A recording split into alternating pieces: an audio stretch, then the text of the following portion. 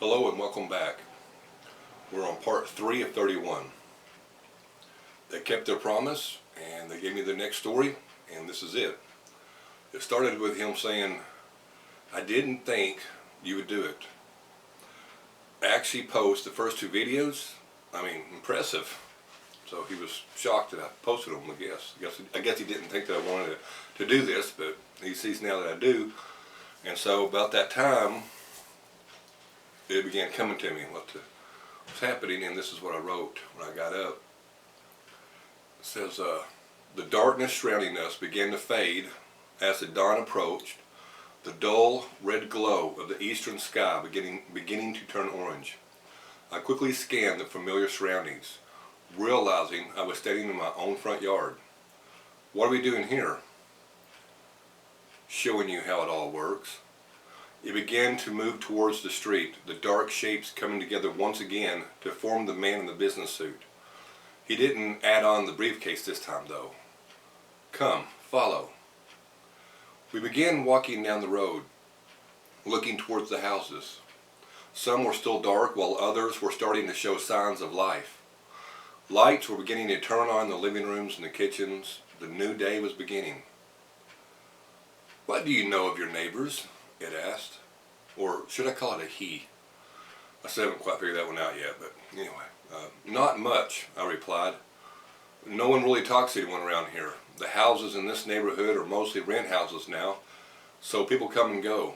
There are still a few old homeowners who've been living here for 20 or 30 years, but not many." He nodded. I decided to call him a he instead of an it or darkness, just to make things easier. Maybe demon, I don't know. He said, "You can learn a lot about people by merely observing their property. Take that one there, for instance." He stopped and nodded towards a small wood frame house. "Typical redneck," he said. "Just by looking at his house, I can already make a general assumption about this type of person and his personality, which gives me several tools that I can use for manipulation." I looked over, and on one side of the front door was a large American flag extended outward from a flagpole. And on the other side of the door was a Confederate flag, both of them softly swaying in the slight morning breeze. Several fishing poles were leaned up against the porch railing, and a tackle box was sitting right next to them. He said, "I guarantee you this guy is packing and not afraid of anyone who's going to come on his property and mess with his stuff. He's probably an NRA enthusiast, a conservative, a racist, a Christian, a Trump lover, and a beer lover.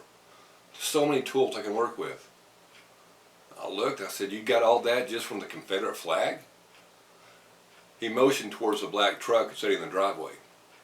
"No, I got it from the Trump 2020 and the NRA sticker on the back window, and the Jesus fish in the bumper, and the beer cans next to the trash can that spilt out, plus the flag. The signs are there if you look for them. Some are just more obvious than others." I shrugged. "Just because he has a Confederate flag doesn't mean he's racist." He laughed. "Look at you, always searching for the good in everyone. So naive. Yes, maybe 1 out of 1,000 isn't. But from what I know about human nature, that guy is flying that for only one reason and one reason only." Somehow I knew he was probably right. He continued walking down the road, and I followed. Within seconds, the scenery changed, and we had somehow ended up staying in front of the only cafe in town, which was attached to a gas station and a convenience store. He glanced inside and said, "Now look at them in there. What do you see?" I looked through the large window and saw what one might normally see in a small town cafe. Several brown tables, which have probably been there since the 1970s. Several men eating breakfast and talking, and a couple of waitresses coming out with foods and refilling coffee cups. People eating? "You're still blind as a bat," the man said, shaking his head. He walked through the wall into the cafe, and I followed, feeling a twinge of excitement once I was inside. I was starting to get used to this ghost thing. He began walking around, pointing things out. "That there man in the corner by himself, constantly checking his phone and then twirling his wedding ring around his finger. He's probably about to have an affair." He nodded to a table where 4 men were sitting, all wearing the same colored t-shirts with the company logo on them. Says, "You see those 3 there laughing, talking, and enjoying their breakfast, while the mopey one isn't? One of 2 things is bothering him. either a problem at home or he hates his job. He then motioned towards two men sitting by the window. Those two over there like each other, but they can express it because they live in this godforsaken town. A waitress passed by and he stared at her for a moment before saying, "She's got one in the oven," and not too happy about it. Probably already has 2 or 3 other kids at home. There's bags under her eyes and her smile is fake. And she's barely making ends meet too. "How do you know that?" I asked. "Her shoes. The laces are ratty, the soles are loose, about to come off, which means her feet are probably killing her. But she obviously doesn't have the money to buy new ones, because why would you want to wear those kind of shoes as a waitress?" He smirked. "Welcome to life in small town, lady." She passed back by and he wrinkled his nose. "And she smells like a she smokes like a freight train too. Menthols, the cheapest, stinkiest brand you can buy." Great. It would seem I'm learning how darkness works from a demonic Sherlock Holmes. "So," he said, giving me the cunning smile before clapping his hands together, "which one will it be?" "What do you mean?" I asked.